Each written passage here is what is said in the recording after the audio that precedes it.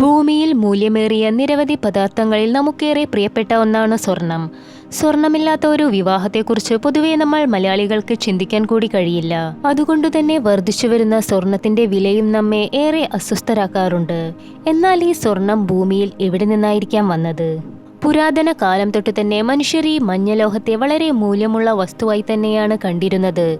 ആയിരക്കണക്കിന് വർഷങ്ങൾക്ക് മുൻപുള്ള പുരാതന ഈജിപ്തിൽ നിന്നുൾപ്പെടെ ഭൂമിയുടെ പല ഭാഗത്തു നിന്നും കണ്ടെടുത്തിട്ടുള്ള മമ്മികളിൽ പലതിലും സ്വർണ്ണാഭരണങ്ങൾ ഉൾപ്പെടെ നിരവധി സ്വർണം കൊണ്ടുള്ള വസ്തുക്കൾ കണ്ടെത്തിയിരുന്നു.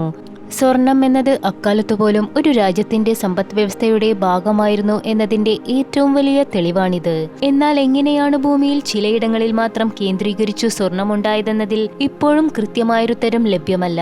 എങ്കിലും ചില സിദ്ധാന്തങ്ങൾ ഇതുമായി ബന്ധപ്പെട്ട് നിലനിൽക്കുന്നുണ്ട്. ഭൂമിയുടെ ഏറ്റവും പുറമേയുള്ള പാളിയായ ക്രസ്റ്റിലാണ് സ്വർണം കാണപ്പെടുന്നത്. 0 മുതൽ 40 കിലോമീറ്റർ വരെ വ്യാപിച്ചിരിക്കുന്ന ബാഹ്യപാളിയാണിത്. ഈ ക്രസ്റ്റിന് താഴെ 2900 കിലോമീറ്റർ കനമുള്ള പാളിയാണ് മാറ്റിൽ. ഇതിലുണ്ടാകുന്ന മാറ്റങ്ങളാണ് ക്രസ്റ്റിലേക്ക് സ്വർണം എത്തിക്കുന്നതെന്നാണ് ഒരു സിദ്ധാന്തം. സ്വർണമുണ്ടായത് നക്ഷത്രങ്ങളുടെ പരിണാമ ദിശയിൽ അവസാനം സംഭവിക്കുന്ന സൂപ്പർനോവ അഥവാ നക്ഷത്ര സ്ഫോടനത്താലാണെന്നാണ് മറ്റൊരു സിദ്ധാന്തം പറയുന്നത്. ഈ നക്ഷത്രങ്ങളുടെ പൊട്ടിത്തെറിയുടെ ഫലമായി നെബുലകൾ ഉണ്ടായി.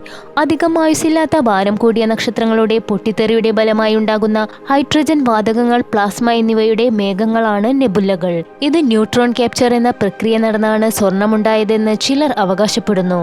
ഭൂമിയുടെ രൂപീകരണ സമയത്ത് അത് ഭൂമിയുടെ കോറിൽ നിക്ഷേപിക്കപ്പെട്ടതോടെയാണ് സ്വർണം ഭൂമിയിൽ ഉണ്ടായത്.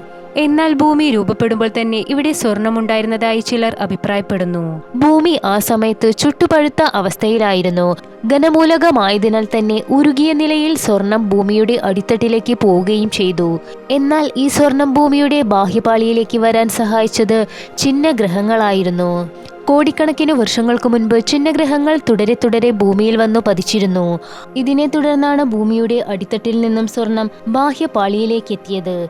അങ്ങനെ എത്തപ്പെട്ട സ്വർണമാണ് ഇന്ന് ഈ ലോകത്തിന്റെ വിവിധ ഭാഗങ്ങളിൽ നിന്നും കുഴിച്ചെടുക്കുന്നവയിലേറെയും. അവയിൽ എടുത്താൽ തീരാത്തത്ര സ്വർണമുണ്ടെന്ന് കരുതുന്ന ഒരു ഖനിയാണ് അർജന്റീനയിലെ പാറ്റഗോണിയ. അവിടെ നടന്ന പഠനത്തിൽ നിന്നും മാന്റിലുള്ള വിള്ളലുകളാണ് ക്രസ്റ്റിലേക്ക് സ്വർണം എത്തിക്കുന്നതെന്ന് തെളിഞ്ഞിരുന്നു. എന്നാൽ ഭൂമിയിലെ എല്ലായിടത്തും മാന്റിലിൽ ഇത്തരം വിള്ളലുകളില്ല. വിള്ളലുകളുള്ള ഇടങ്ങളാകട്ടെ സ്വർണ്ണഖനനത്തിനു പേരുകേട്ട സ്ഥലങ്ങളാകുകയും ചെയ്തു. ഭൂമിയിൽ സ്വർണത്തിന്റെ ഉറവിടം എവിടെ നിന്നാണെങ്കിലും ഇവിടെ മനുഷ്യൻ ഉള്ളിടത്തോളം കാലം സ്വർണം എന്നത് ഒരു അമൂല്യ വസ്തുവായി നിലനിൽക്കുക തന്നെ ചെയ്യും.